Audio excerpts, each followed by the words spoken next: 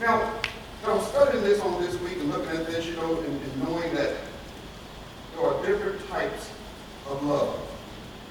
First of all, there's a love they call eros. You ever heard of that? You ever heard of eros? It's a Greek word. And they had a god of love called eros. And over the years, the thing got twisted and turned. Eros type of love is basically what we call I call it more than anything else, it's a instinctive kind of love. It's not even really love. I call it lust. But it's not based upon anything except other maybe physical attraction and self-gratification. And that's the kind of love that's going around here in our world today. People don't want to get and have committed relationships anymore. They just want sexual gratification. They don't want to commit to one another anymore. They just want to shack up and say, oh, you know what, when I get ready and I get tired, I can leave. But that kind of love is not suited for a long-term relationship. Because once you get your sexual gratification, there's nothing to hold you together. We get obsessive with one another because, I want you for myself, but there's no commitment. There's no ring. There's no marriage license. There's nothing to hold you together. There's no emotional bond there. We're just there. And listen, those kind of relationships, that kind of love, the eros type, the erotic love, all that's about, it is going out here, is about the alpha man. What you see? Oh man, he dressed so good. He dressed nice. Did you see his hair? Did you see the way she moved, the way she walked? You see that body? That kind of thing right there. I'm not saying it's always bad, but if that's the only thing that you're basing a relationship on, I'm sorry, it's not going to last. And we got to think now that our women have learned how to dress. I didn't say dress for success, and maybe you are succeeding. But you dress in a certain way, and some of the young women need to understand, we need to teach them. The way you dress, the way that you do things, it's the type of person that you are going to attract. Yeah. In eros, erotic love, there is an attraction that is there. And the attraction is totally and completely physical. And so we learn how to dress. Anybody remember the day when we used to go out to the nightclubs? I know we're not too old to remember that. Dance halls and all that. Remember that those days? Yeah. We go to those places and how do we dress? Just think about it. Don't tell me, just tell me how you dress.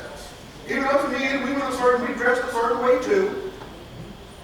Sometimes you look at me now and say, no, that couldn't be. Oh yes, I had a certain way of dressing too. Dress to be noticed. Because you wanted to attract the opposite sex. You were trying to attract that love. And it wasn't love, okay? But you dress to do that, and you attracted a certain man or a certain woman because of the way you dress. You have that short skirt on. Why you wear short skirts? You thought you had pretty legs. You wanted the men to see your legs. The Daisy Dukes, you remember those? They called them Daisy Dukes, but they were the real short shorts. They were so short that you could see all of that back there. But you dress that way to attract attention from the opposite sex. Totally physical. Oh yes, men, we had a certain way of dressing too, didn't we? How many of you remember the days when you wore, you never buttoned the top 2 or 3 buttons up? Anybody remember those days? Well, artists, did you used to do that? Yeah. You never did button up top 2 or 3 buttons when you wanted that chest to be seen. You didn't have a whole lot of hair on the chest when you wanted it to be seen, did you? Totally physical attraction. Wearing the tight pants. Brings you every muscle in the leg because the pants were so tight. I look like they were almost spray painted on it, so tight. That's eros. Erotic type of relationship and love. That kind of relationship will never last. If you attract a man with those things, when you start to get older, if you attract type of woman with those type of things, when we get older and things begin to get out of proportion, you're going to lose that partner because you attracted them simply by a physical attraction. Eros, erotic love is not what we walk on. And listen to this here. We're going to get to it a little bit later on. Before I leave, I want you to understand this. Artist, you can turn it down. Now I see I'm doing just the opposite. I told you, I may be anointed, but I still see. But erotic love is something that even couples that are committed, you want to have that. But it's not solely the thing that you have. Does everybody understand that? And your erotic love should be with one person. Not 5 or 10 or 15. But we attract certain people by our physical attraction, by showing too much skin, by our reputation. It's what we call passionate love. And the passionate love is dealt with, and we see it many times, and it stirs up, we call it movies, novels, Danielle Steele. We'll go to some of the other ones. Y'all know Harlequin romance. Y'all know those books that women used to read back when we were boys. We were reading about spaceships and everything else. Y'all were reading those Harlequin romances, getting ahead of the game on us. Yeah. Soap operas. Oh yeah, so it's fantasies. And men have a certain fantasy when it comes to that too. It may not be the same as women, but that type of is all based on the physical and not reality. It's a lust. It's not real. It's not what God wants. So everyone understand what eros, it comes from the Greek word eros, which means romantic, or not romantic, but erotic love. Now the second type of love that's out there we call a romantic love. And there's an attraction. There what we call romantic love. Anybody ever heard the old saying, love at first sight? I don't believe it. There's an attraction, but real love don't start. Love is something that has to be worked at. Love is an action thing. It's not a feeling. So you have an attraction to somebody. I looked at my wife, I remember when I first saw her with somebody that works in, I said, at first I thought, well, you just trying to set me up with somebody that can't get a date with nobody else. I didn't know her, I never saw her. But then I remember I saw her one time, and I didn't know who it was, but I saw her wearing her sister's house. I said, man, that one was good. And then I found out that the person that my coworker was trying to set me up was the same person. I thought, oh yeah. That's good. It's all good. But that is not bad. That is not evil. Because when a romantic love, you want to have a connection. You want to build a relationship. Not based upon just the physical. Physical can help. But even if she wasn't dressed like the streetwalkers. Amen. She wasn't showing everything to everybody. So there had to be something a little bit more, a little bit different. That was there. And so the romantic love is not based on just going to bed with somebody. It's about wanting a relationship with an individual. Romantic love. It could be something that you like about a person, the way that that person talks, the way that they walk. Oh man. Women do the same thing to us, man. I want you to know that. They watch the way we walk too. Because you know we watch the way they walk, right? Everybody got quiet on it for a second. Come on, man. Talk to me today. And let me tell you the reason you say amen to it, because that's what God put in us. He put in us a desire for a companionship, relationship. He put there for us, not with another man, but with a woman. Women, not with another woman, but with a man. So God put it there. And for us to procreate, there had to be some type of attraction there, not just in the mind, as they say, but there had to be some type of physical attraction. And then there's certain things that we like about certain people when it comes to the physical attraction. You know, you may like the way the legs look, the way the breasts look, the way the, whatever, the chest. You know, there's certain things that attracts you physically to a person. There's also other things, even in romantic love, that attracts you to an individual. The way they walk, the way they talk. You know, a person that's dependable. A person, you like their behavior, the way they conduct themselves. You like a person's drive.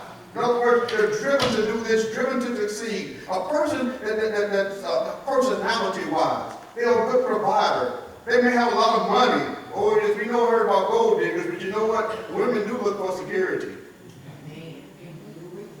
Amen? Amen. They don't want a man that don't have a job. They don't want a man that don't have any money. In the end, they look for something, but that's not the only thing, women, that you're looking for in a man. Because then we go back to the first step. You go back to the arrows part. I just want him for his money. You know, so that's not it. But you do want that money as part of the thing that attracts women to us. So I told somebody this year, everybody know Jay-Z? Yeah. Man, I look at Jay-Z and I thought I was ugly. I'm talking about, I can tell Jay-Z I'm talking about. He got no money. I just feel like this Jay-Z, man. And maybe and what happened was when they found he had $250 million in his account, well, he really started looking good to a lot of women then. So money can make a man look good too. But even with all of those things, it just makes you want to be with them. Makes you want to be around that person, build a relationship with them. You know, and the romantic love has more to do with the rationale than it does with the feelings. Did y'all know that? It has more to, you know, women pick and choose. When you start maturing. In high school, for example, perfect example. I remember there was girls when I went to high school where they traded boyfriends with the sports season. During football season, they were with this person.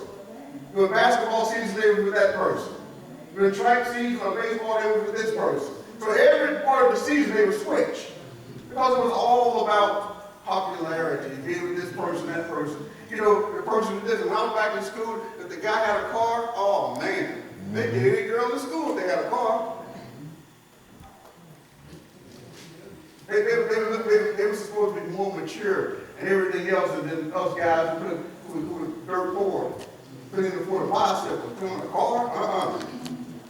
But as you mature, you begin to look, wait, there's a whole lot more than I want. I don't want just someone who has a car. I don't want somebody who peaked at 18 years old. I want somebody that's at 18, instead of going this way, they're still going this way.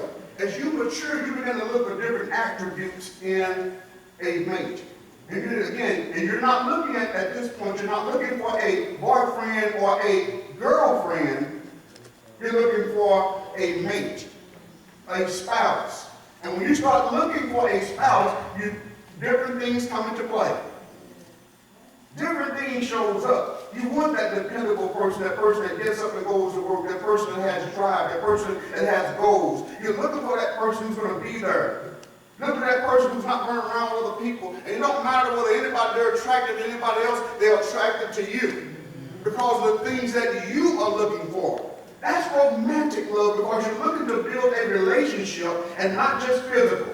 Physical is part of it, but it's not just and solely physical. Because if you do that, you're making a huge mistake, a big mistake. You got to realize that love works. And love is not a feeling, saints. Love is not a feeling. It's not an emotion. It's part of that, but love is action. Now understand this, when you start talking about building a relationship, it takes work. Amen. It takes time. It takes effort. You know, to build real true love, you have to get to know a person's what the needs are, what their desires are. You have to know what their goals are. You have to get to know that person intimately. Love can come forward once you get to know that. And again, we must know ourselves. You know, I always tell people, I want somebody that gets me. That's about the most selfish thing in the world. That is about the most selfish thing in the world. So I don't ever want anybody to say that. Because if it's true love, You ought to be trying to get the other person. Amen. You don't have to worry about them getting you. If they really love you, they will get you. You know what I mean? Now, they will get to understand you, to know your emotions, your feelings. They will get to know you if they will get to get you if they get to know you. So it's something that you work at.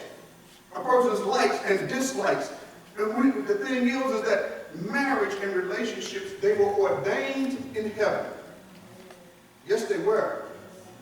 But I heard Pat Robinson say this here. But all the maintenance work has to be done right down here.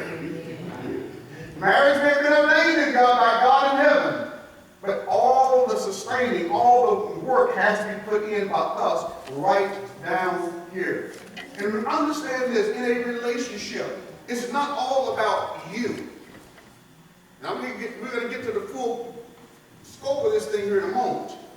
It's not all about us. You ever wonder why the divorce rate in this country is so high, 60% and rising right now? In other words, 6 out of every 10 marriages are going to end up in divorce. You ever wonder why it's going to happen? It's because we go into relationships thinking it's all about me. We don't think about the partner and the spouse and what they want and everything else. It's all about me, and that's not real love.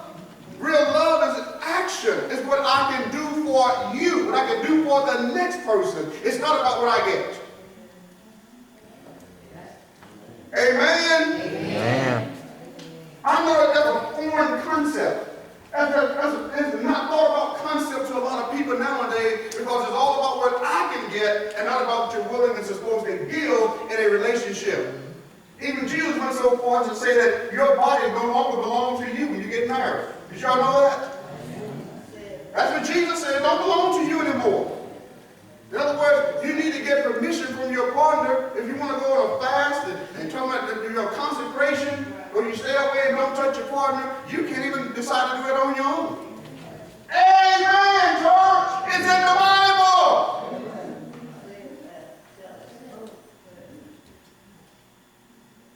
That's why we have relationships, because they don't understand the concept that God has put in place for real romantic love. And romantic love, the thing that we base our romance on, fallacies, fantasies, and things like this. Listen, saints, it's not reality. You look for somebody to be like somebody that Daniel Steele novel for the next 35, 40, 50 years, I'm sorry, you're going to be disappointed. There can still be romance, but it goes in different ways as you grow together. What we've done, we've messed up real romantic love with erotic love.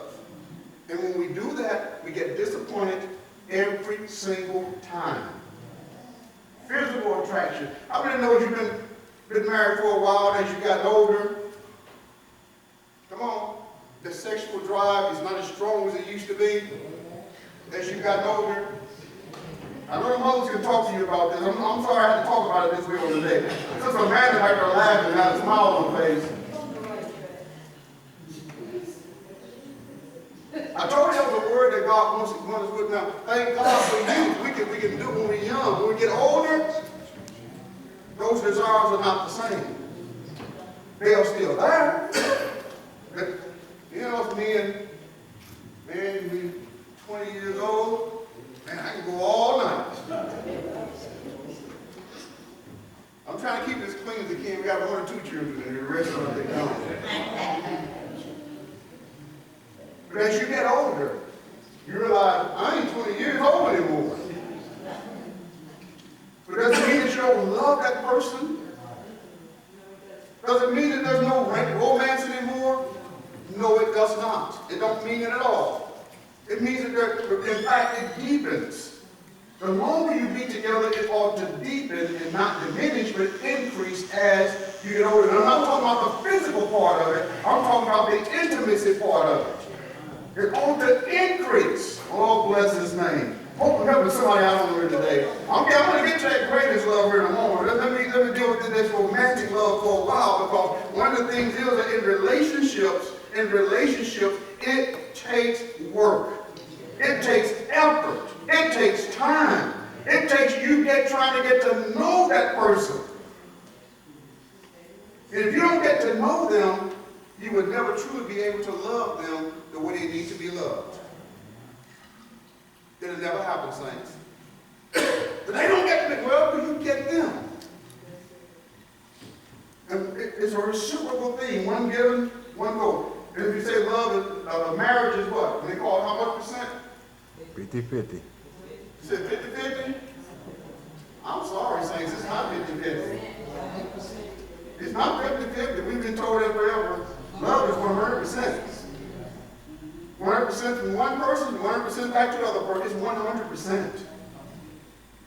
And then let me tell you another thing about relationships and how we're talking about working with them. God has given us the blueprint for success. But you know what has happened? I told you God has a word today. But you know what has happened to that blueprint for success, for relationships that has happened, for love that God put between man and woman? The blueprint was all messed up because we started listening to what the world told us. Amen. The blueprint was there to make it work, to make it last, to make it successful. The blueprint was right there and has been there in front of us ever since the Bible has been written. It's been right there. But what we did, we let the world tell us it was something different. The Bible said that he put an order in place. And as long as we're here on the earth, there's going to be a differentiation between a man and a woman.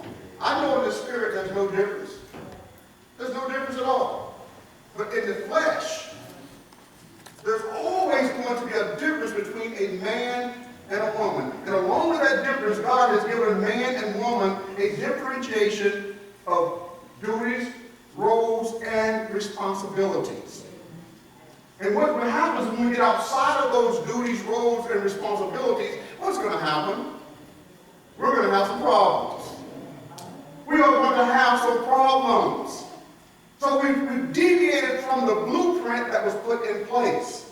The man has deviated as well as the woman. All have deviated. Now I know they got this thing called the battle of the sexes now, when it's all the man's fault. The man's is all the woman's fault. Trust me, whenever it comes to a relationship, when it breaks up, it's always a two-way street. It's never, almost never, saints, one person is always two people. It's something that brought us apart. That's why I always tell people when I start to do marital counseling, you know, and I find the husband tells me this, the wife tells that, and they all got their story. But somewhere in the middle, you're going to find the truth. So I never take sides, because if the marriage fails, both of them fail.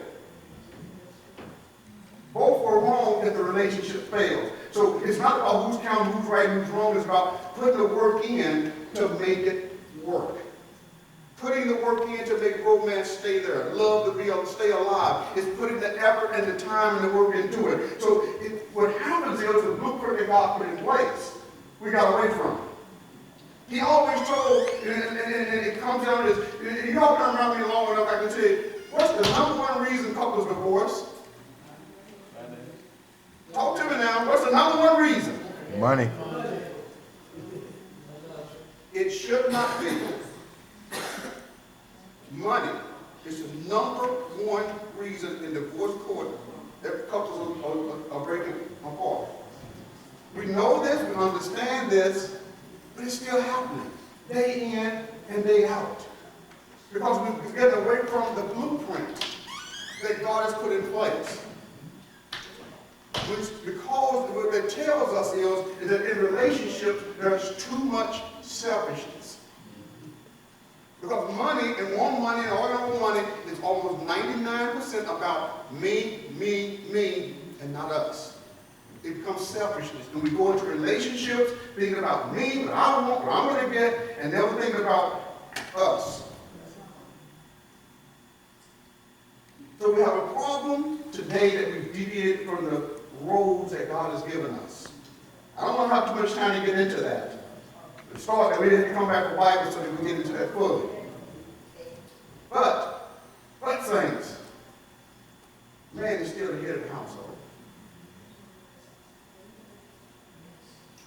Whether they want to take it and take that responsibility, it's still God gave it to them.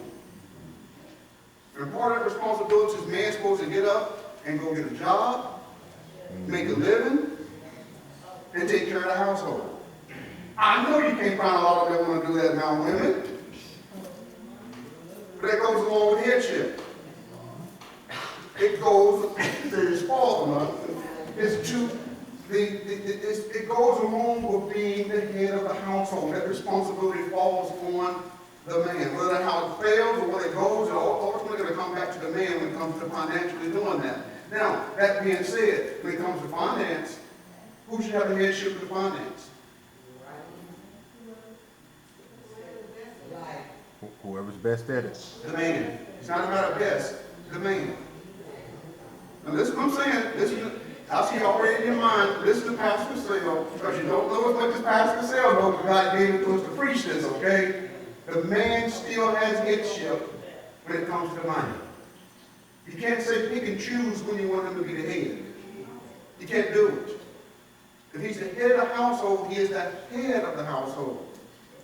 And now he wants a woman to manage that money, okay? She can manage it because she's better at it than he is. But he's still in charge of the finances. Does everyone understand that?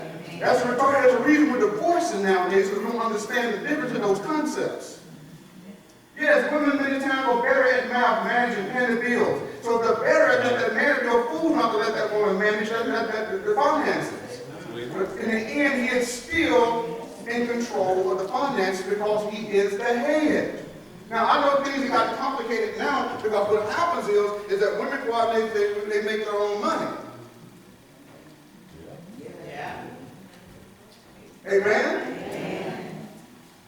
So when you make your money, whose money is it?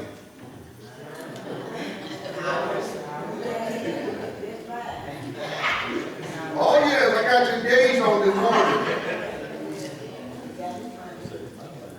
It's not yours anymore. It's ours.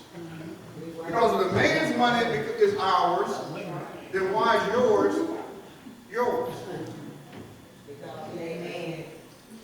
When you go out and work outside of the household, you're taking on the mantle of the role.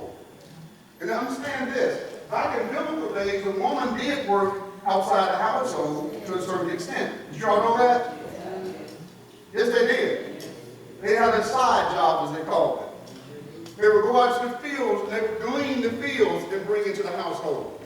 So women did have always worked outside the household to a great extent.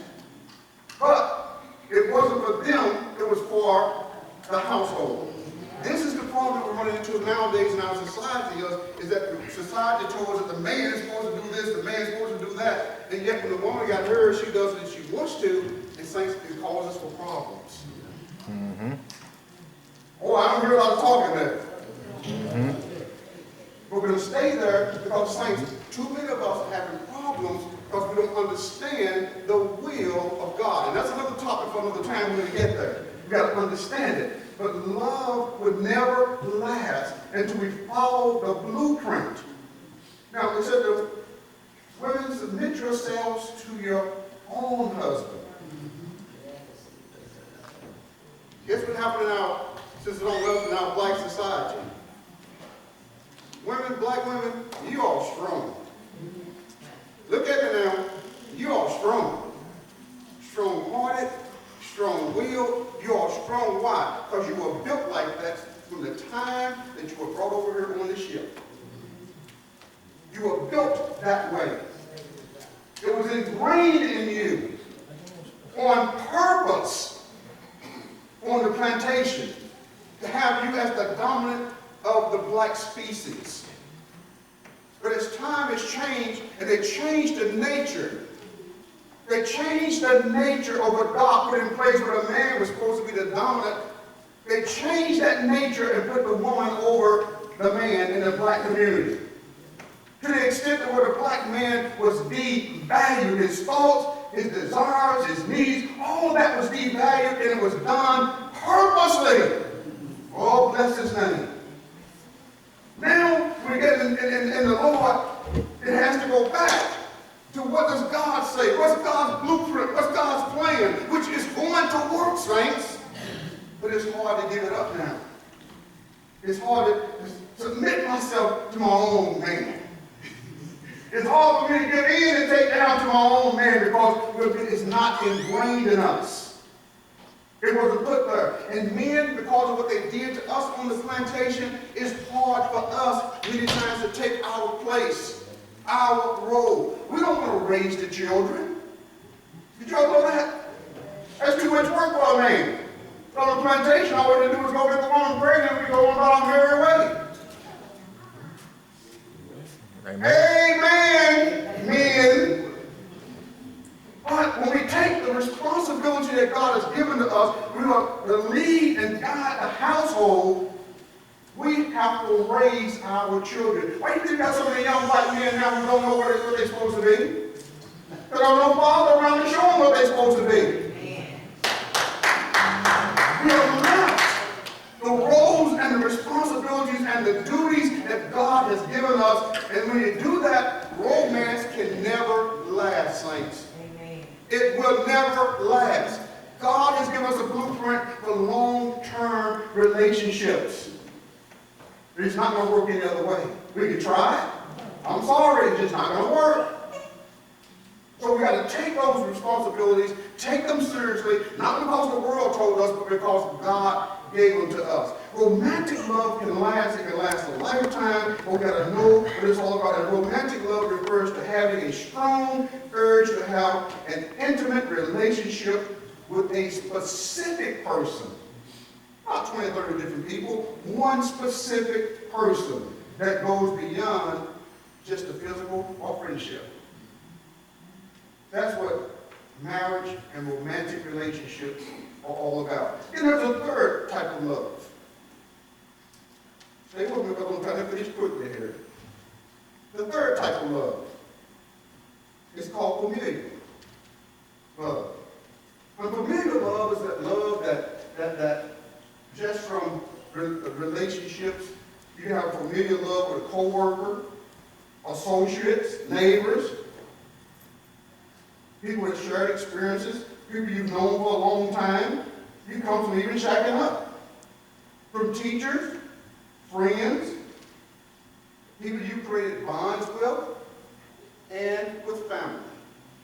Familiar love. We love people because we've known them for a long time. We've shared experiences with them. We've done things with them. We traveled with them. We worship with them. You know, we have a love for those people. And that love, and it's a bond that is created between us simply because we share relationships and share duties and experiences with them. And we tend to love those people with our families. Even though we don't see our families sometimes, but once or twice a year as we get older, you know, we still feel so much for them because it's that bond, that familiar bond. We grew up together. We spent time with them. We got in trouble together and all these type of things. So that familiar bond is there. And that type of love, it means a lot to us. But then there's another love that goes beyond all of them, which I call the perfect love or the greatest love. You remember that song that I think Whitney Houston used to sing that song called The Greatest Love? That's what the name of it? Do you remember that? The Greatest Love? Well, I'm sorry, she didn't know what that love was. The greatest love is not the love I found inside of me. The greatest love is that love that we have with Jesus. Now, we spend a lot of time on romantic type love and relationships, and romantic love actually leads to marriage. And we talked about that, but the marriage to Jesus is the greatest love there is. And just like we have to work at love in a romantic relationship or any other relationship, we have to work at it. You have to work at this love relationship with Jesus. It takes some effort, it takes some time, it takes some energy, and you got to put it into it. If you don't put it into it, you're not going to have a great romantic relationship with Jesus. You say, well, I see somebody better this time, I'll take that person. But it takes effort and time. Now, we call this love agape love. Agape love. And agape love is called unearned, it's unmerited. I love you because you are God's creature. It's an unconditional love. It's not based on any preset conditions and things that you have to do, you must do, and I'm going to love you anyway. But I'm going to love you anyway. Remember when God loved us, he said that God so loved the world that he gave his only begotten Son? It was an unmerited, unearned favor and love that he gave us simply because we were his creation. He made us, he molded us, and he shaped us. And when he did that, he said, I love my creation. And we know that God, he hates sin, but he loves the sinner. God loves us unconditionally, unmerited favor, unearned favor. He loves us. And we must love one another the same way. We got to love them even when they're not doing what we want them to do. When they're acting against what we know we believe in, what we want to do, we must still love them.